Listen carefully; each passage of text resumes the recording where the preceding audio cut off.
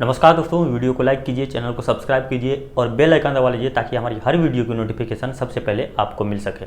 France के पास क्या नहीं है? अच्छे स्कूल, अच्छे कॉलेज, अच्छी यूनिवर्सिटी, अच्छे रोड, अच्छी बसें, अच्छे रेलगाड़ी, अच्छे पुलिस वाले। उसके पास राफेल, जीटो पावर, यूसीसी, मतलब फ्रांस के पास सब कुछ था और सब कुछ है। लेकिन उसके बावजूद भी फ्रांस खुद को इन जिहादियों से नहीं बचा पाया, फ्रांस खुद को जलाने से नहीं बचा पाया। जबकि उसके पास वर्ल्ड नंबर 1 की सारी सुविधाएं अवेलेबल है, उसके बाद भी मुस्लिम जिहादियों ने, इस्लामिक कट्टरपंथियों ने फ्रांस को आग के हवाले कर दिया और कई दिनों तक ये दंगा चलता रहा फ्रांस में। जो देश इन जिहादियों को पनाह देता है अपने देश में, फ्रांस ने गलती यही की कि उसने इन जिहादियों को अपने देश में पनाह दिया। बोला आओ, हम तुम्हारे बाहें खोल के स्वागत करते हैं, तुम्हें रहने के लिए घर देंगे, खाने के लिए फूड देंगे और तुम्हें जीवन यापन करने के लिए जॉब प्रोवाइड करेंगे। उसके बाद आपने देखा कि फ्रांस का क्या हाल हुआ। लास्ट में इन जिहादियों ने फ्रांस को जला दिया, उसके कई शहरों में आग लगा दिया। यहाँ की फ्रांस के सबसे बड़े पुस्तकालय को भी जला दिया गया इस्लामिक जिहादियों के द्वारा। जब इनकी संख्या एक लिमिट से ज़्यादा, मतलब 20, 22, 25% जब ये वहाँ पर हो जाएंगे तो वहाँ पर ये लोग डेमोग्राफी चेंज करने की कोशिश करते हैं। वहाँ के लोगों को डराएंगे, आग लगाएंगे, आगजनी करेंगे, हिंसा करेंगे, लूट मार करेंगे और सब इनके डीएनए में भरा पड़ा हुआ है। ये आज का नहीं है, ये 1400 साल पुरानी सोच है जो आज आपको फ्रांस में देखने को मिला। अब हरियाणा के मेवात में ये देखने को मिल रहा है। हरियाणा के मेवात में भी यही सब हो रहा है। वहाँ पर 3 हिंदुओं को जिंदा जला दिया गया, 100 से ज़्यादा गाड़ियाँ फूंक दी गई और एक पुलिस वाले को गोली मारी गई। सब इस्लामिक कट्टरपंथियों के द्वारा जो इस देश को बर्बाद करने पर तुले हुए हैं। और पता नहीं हरियाणा के युवा क्या कर रहे हैं, वहाँ की पुलिस क्या कर रही है। अब ये सब हुआ क्यों? मोनू मानेसर, आप जानते होंगे मोनू मानेसर को। मोनू मानेसर कौन है, मुझे उसके बारे में ज़्यादा बात करने की ज़रूरत नहीं है, लेकिन मैं आपको बता दूं कि वो एक गौरक्षक है और वह पूरी बहादुरी से अपना काम करता है।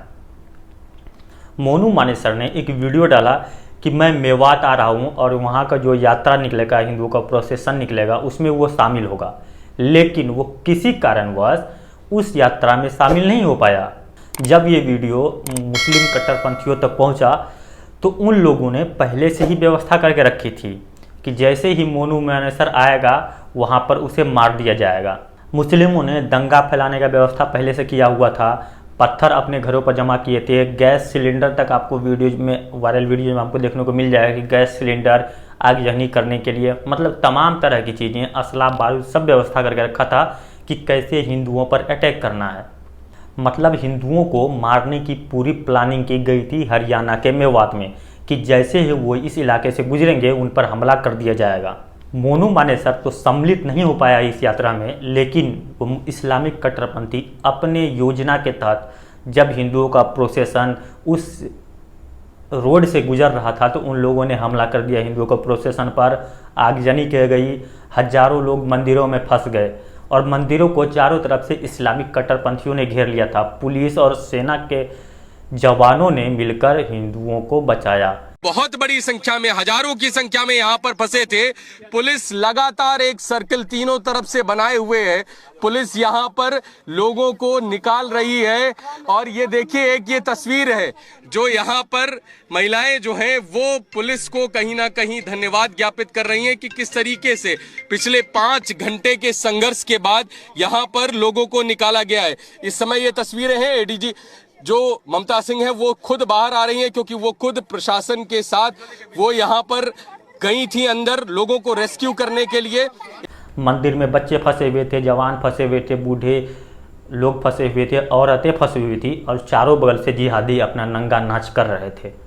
अब हिंदुओं की ये स्थिति हो गई है कि उनके मंदिर में उनको कैद कर दिया जा रहा है, उन्हें निकलने नहीं दिया जा रहा है। एक शांति प्रिय समुदाय के द्वारा ये सब किया जा रहा है और मेवात जलने का मेन कारण है कि वहाँ पर एक लिमिट से मुस्लिमों की संख्या ज़्यादा हो गई है और जहाँ भी एक लिमिट से मुस्लिमों की संख्या ज़्यादा होती है वहाँ पर ये आम सी घटनाएं हैं जो आपको देखने को मिलेंगी। और भारत के हर कोने में जहाँ पर मुस्लिमों की जनसंख्या ज़्यादा है इस तरह के अटैक, दंगा फसाद आपको देखने को मिलेंगे कि मुस्लिम लोग वहाँ पर ऐसा कर रहे हैं।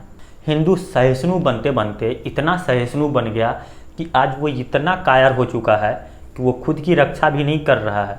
उनकी बहन बेटियों की इज्जत लूटी जाती है, लेकिन वो बस सहिष्णु बन के अपने कान में तेल डाल के आँख बंद करके सेकुलरिज्म का चश्मा पहने हुए अपने घर की तरफ चल जाता है, क्योंकि ये आग उसके घर तक नहीं पहुँची है। जिस दिन उसके घर तक पहुँचेगी ये आग, उस दिन उसे समझ में आएगा कि अरे यार ऐसा हो रहा था, लेकिन तब तक काफ़ी देर हो जाएगी। हिंदू कुछ इस तरह के नींद में सोया हुआ है कि उसे जगना ही नहीं है। हालांकि जगाने में बहुत सारे लोग लगे हुए हैं कि जाग जाओ यारो, अब तो जगो, आंखें खोलो, सेकुलरिज्म का चश्मा उतार के फेंको, देखो क्या हो रहा है तुम्हारी बहन बेटियों माओं के साथ। लेकिन उसके बावजूद भी हिंदू आराम से सोया हुआ है। और हरियाणा का मेवात आपके लिए एक उदाहरण है, आपके लिए कई सारे उदाहरण हैं। ये तो बस एक एग्जाम्पल जो अभी करंट में चल रहा है, जो करंट की स्थिति है वो बहुत ही भयावह हो गई है। हरियाणा के जो युवा पूरी संसद को हिलाने का दम रखते हैं, तन्नू मोच पे ताव देते रहते हैं कि अन्नू ये कर देंगे, तन्नू वो कर देंगे, ऐसे कर देंगे, चीर देंगे, फाड़ देंगे। आज वही युवा घर में दुबक के बैठ गए हैं।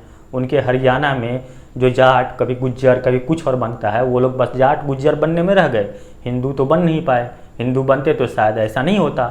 तैनू ये कर देंगे, तैनू वो कर देंगे, बस खुद में तैनू कर देंगे। लेकिन जब इस्लामिक कट्टरपंथियों की बात आएगी, उनसे लड़ने की बात आएगी या खुद को बचाने की भी बात आएगी, तो ये लोग खुद को नहीं बचा पाते हैं। हर जगह इस देश में वही हो रहा है।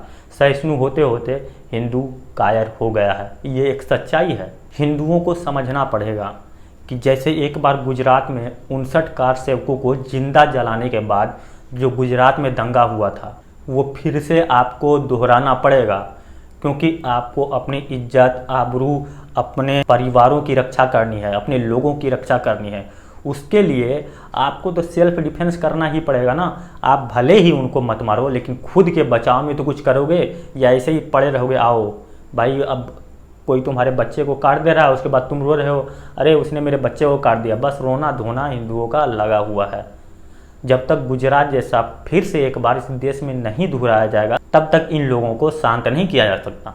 हालांकि गुजरात से मुझे याद आया कि मुहर्रम के मौके पर जो अशुभ होता है मुहर्रम, उसके मौके पर वहाँ पर एक मुस्लिम जिहादी डीजे में 15 मिनट के लिए पुलिस हटा दो, 15 मिनट के लिए पुलिस हटा दो, ऐसी बातें कर रहा था। मैं उसे बस याद दिला देना चाहता हूँ कि जब गुजरात में पुलिस भी नहीं हटी थी 15 मिनट के लिए, उसके बाद तुम लोगों के ज़िंदगी के लाले पड़ गए थे।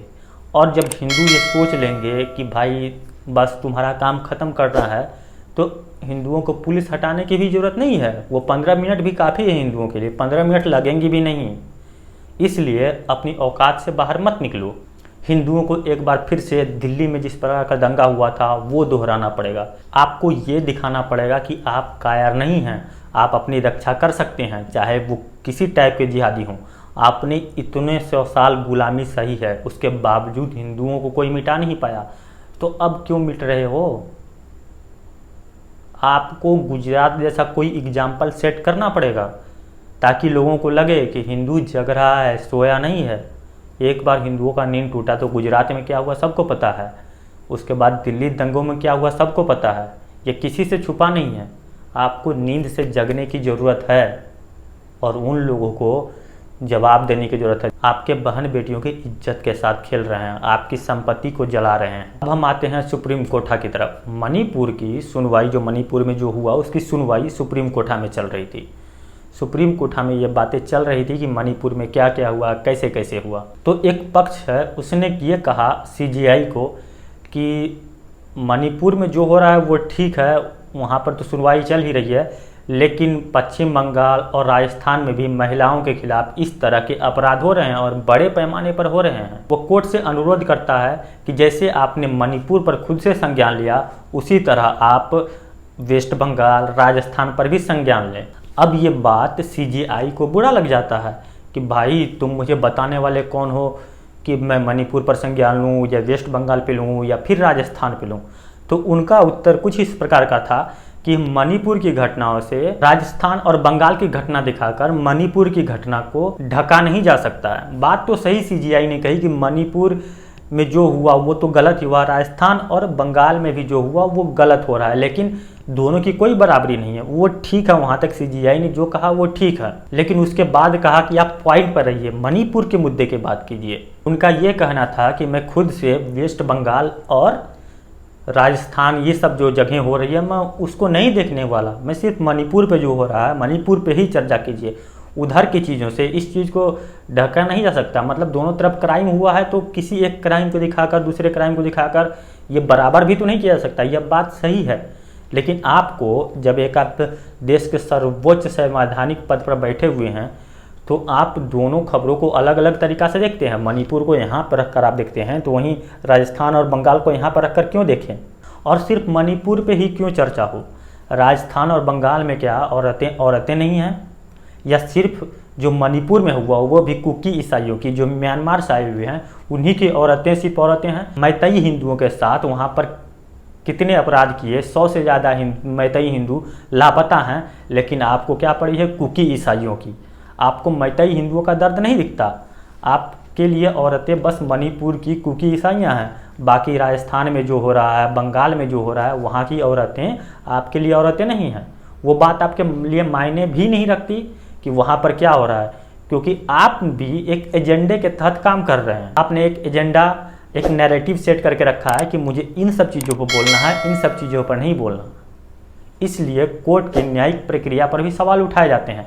हालांकि सवाल उठाने के जुर्म में कल परसों एक लेखक और ब्लॉगर को गिरफ्तार कर लिया गया क्योंकि उसने कोर्ट पर सवाल उठाए थे।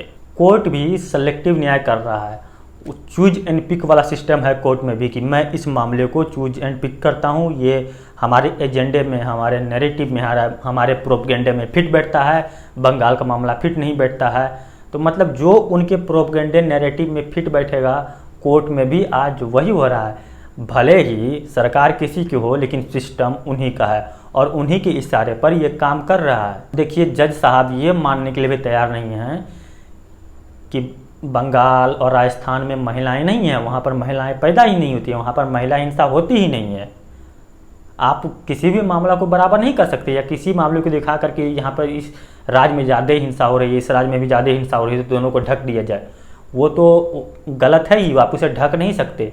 लेकिन आप जब एक ही राज्य को आप पकड़ कर बैठे हुए हैं, दूसरे राज्य पर आप देखना नहीं चाहते, तो आपके न्यायिक प्रक्रिया पर सवाल खड़े होंगे। और सवाल आज आपने किसी एक आदमी को जेल भेजा है, हो सकता है आने वाले समय में हजारों लोग आपके ऊपर सवाल खड़े, तो क्या हर किसी को आप अपने ईगो के कारण जेल में डाल दोगे? हजार उठेंगे, परसों लाखों उठेंगे, जेलों में जगह नहीं बचेगी कि आप उन लोगों को जेल में डाल सकें। और जब तक आप लोग ऐसा करते रहेंगे, दो मुँहे टाइप के न्याय, दोहरे मापदंड जो आप लोगों ने सेट करके रखा है उसके तहत न्याय करेंगे कि किसे न्याय देना है, किसे नहीं न्याय देना है, तो आपके विश्वसनीयता पर सवाल उठेंगे और आने वाली पीढ़ी भी सवाल उठाएगी। बाकी आप खुद समझदार हैं, आप क्या सोचते हैं इन मुद्दों पर। अगर आपकी कोई राय या कोई विचार है तो आप कमेंट के जरिए हमें दे सकते हैं। अगर ये वीडियो आपको पसंद आया तो वीडियो को लाइक कीजिए, अपने दोस्तों के साथ शेयर कीजिए। अगर आप हमारे चैनल पर नए हैं तो चैनल को सब्सक्राइब कर लीजिए और बेल आइकन दबाइए ताकि हमारी हर वीडियो की नोटिफिकेशन सबसे पहले आपको मिल सके। ये वीडियो देखने के लिए आपका बहुत बहुत आभार।